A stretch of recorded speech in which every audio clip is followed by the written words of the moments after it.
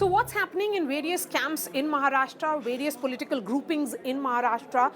It's been over 24 hours since the Supreme Court verdict, which gave a moral victory certainly to Uddhav Thackeray, but the government is of Mr. Eknath Shinde.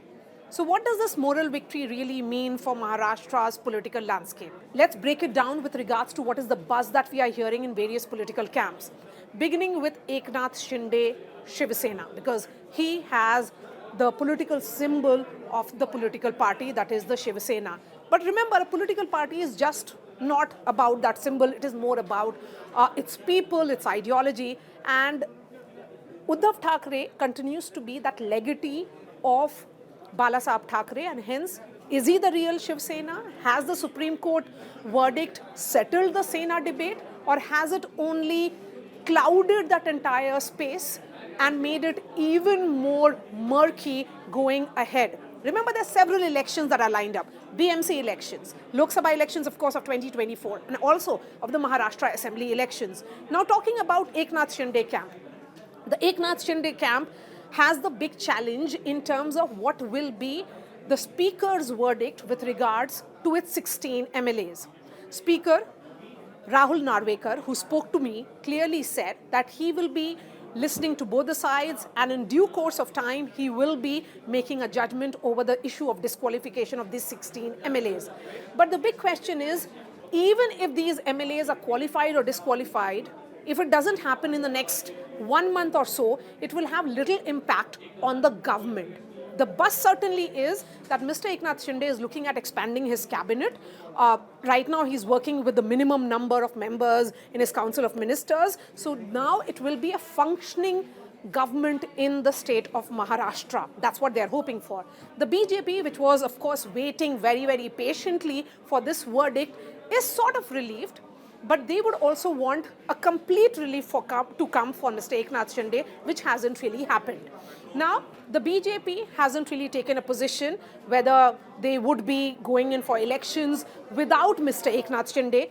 The understanding within the BJP leadership certainly is that this is a long-term alliance where Eknath Shinde is the real Shiv Sena. With the BJP, they would be able to ensure that they not only win the BMC elections, followed by the 2024 Lok Sabha elections, and also the Assembly elections. Now coming in to the Maha Vikas Aghadi, which has been, of course, about 3 political groupings, which is the Congress Party, the NCP, which saw recently that power tussle in the name of Mr. Sharad Pawar, who resigned and then withdrew his resignation, of course. And then you have the Uddhav Thackeray Shiv Sena. Uddhav Thackeray, when he came to know about the Supreme Court verdict, was sitting with Bihar Chief Minister Nitish Kumar. In that room, there was also Aditya Thackeray, his son, and Bihar's Deputy Chief Minister, Tejasvi Yadav. Uddhav Thackeray also addressed the press conference with Nitish Kumar in attendance.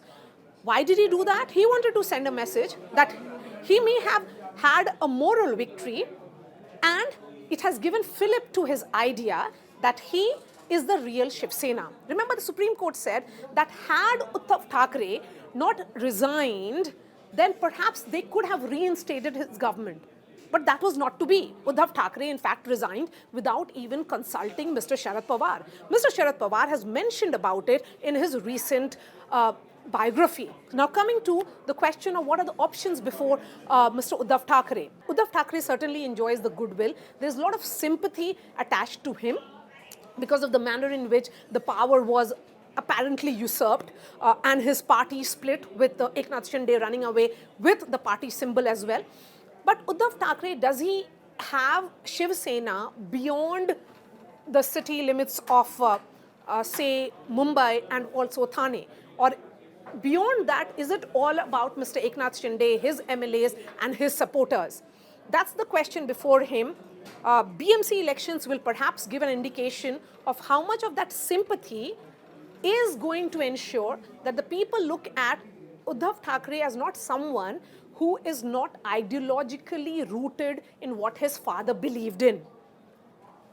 The NCP, led by Mr. Sharad Pawar, did see that very interesting drama that played out. Everybody started thinking that this is perhaps an attempt at a generational shift, but it turned out to be classic Sharad Pawar unpredictable move in which he said that he managed to consolidate his entire political party behind him.